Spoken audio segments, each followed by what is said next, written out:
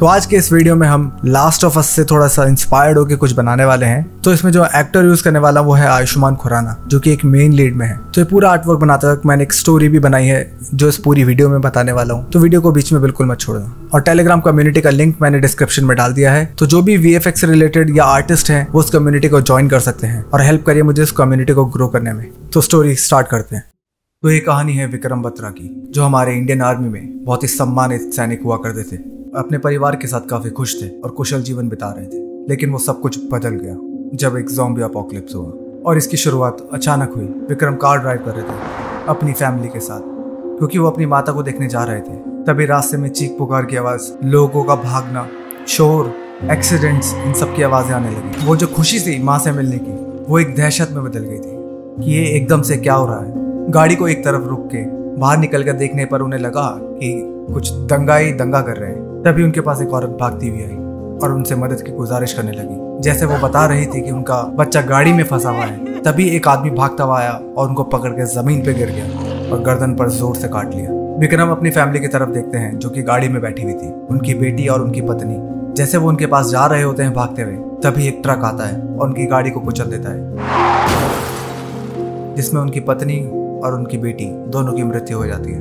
वो अपनी गाड़ी की तरफ भागते हैं तो उनमें उनकी बीवी की कटी हुई लाश और बेटी मृत्यु पाई जाती है, जिसको वो देखकर सदमे में आ जाते हैं। तभी अंदर से एक पपी के रोने की आवाज आती है, जो कि उन्होंने अपनी बेटी को दिया था उसके जन्मदिन पर, जो कि आज था। सदमे में होने के बावजूद भी वो उस पपी को बाहर निकालते हैं और अपने आप को संभालते हैं और ऐसी जगह ढूंढते हैं जहाँ पे वो कुछ समझ पाए कि हो क्या रहा है। पास की ही बनी बिल्डिंग में जाकर वो छुप जाते हैं और बाहर सिर्फ चीख पुकार और एक्सीडेंट, लोगों के शोर और चिल्लाने की आवाज आ रही होती है। 4 साल बाद एक बर्बाद जहां सिर्फ तबाही का मंजर है, दूर दूर तक इंसानियत बची ही नहीं है।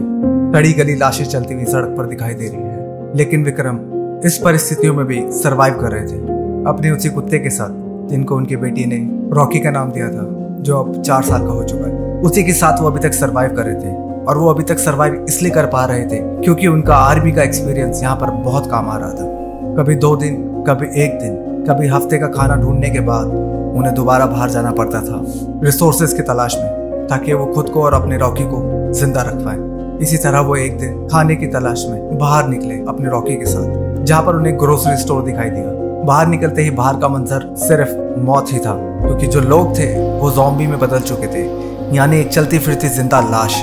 उनके पास उनका ट्रेन डॉग, जो उन्होंने खुद ट्रेन किया था, और उनके पास एक गन थी जिसके सहारे वो अभी तक जिंदा थे। धीरे धीरे ग्रोसरी स्टोर की तरफ कदम बढ़ाते हुए, क्योंकि आवाज ही जो थी वही अट्रैक्ट करते थे इन ज़ॉम्बीज को, इसलिए शोर या आवाज करने का मतलब था मौत को न्योता देना। ग्रोसरी स्टोर में पहुंचने के बाद वो बिल्कुल खाली था, वहां पर एक भी ज़ॉम्बी नहीं था। तो विक्रम अपने सप्लाईज भरने लगते हैं, जो उनकी जरूरत का सामान था वो सब उठाने लगते हैं। तभी बाहर से रॉकी की भौंकने की आवाज आती है। वो भाग कर जाके देखते हैं तो लाशों का एक झुंड उनकी तरफ आ रहा होता है, लेकिन रॉकी ने पहले ही आगाह कर दिया था।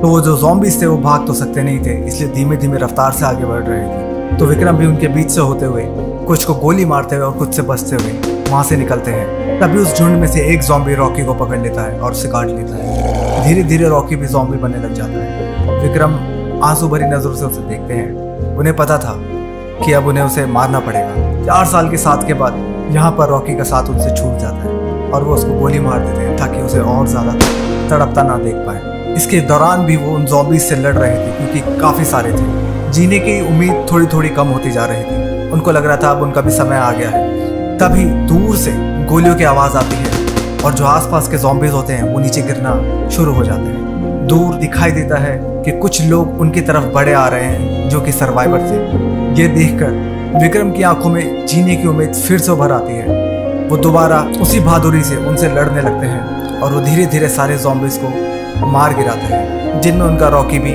उसी में खो जाता है। दुख भरी नजरों से उन लाशों को देखते हुए कि इनमें से कितने मेरे जान पहचान के थे, वो उन सर्वाइवरों की तरफ बढ़ने लगते हैं भागते हुए, और वो विक्रम को लेके अपने सर्वाइवल कैंप की तरफ बढ़ते हैं।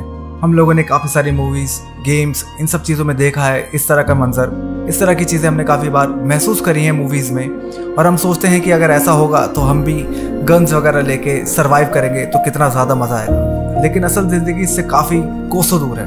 अगर ऐसा हुआ तो हम अपनों को खो देंगे और बहुत ही दर्दनाक सिचुएशन हो जाएगी, जो कि हैंडल करना हमारे लिए बहुत ही ज़्यादा मुश्किल हो जाएगा। क्योंकि ये लॉकडाउन के दौरान ही हमें पता चल गया था कि कितना मुश्किल है बाहर ना निकलना, अपनों से ना मिल पाना, तो ये सारी चीजें कल्पना ही रहे तो ज्यादा अच्छा है। टीवी तक ही सीमित रहे, इंटरनेट तक सीमित रहे तो ज्यादा अच्छा है। हमारे हिंदू ग्रंथ के हिसाब से, यानी अगर आप गीता में पढ़ेंगे तो इसका वर्णन मिल जाता है, जिसे बेताला कहा जाता है।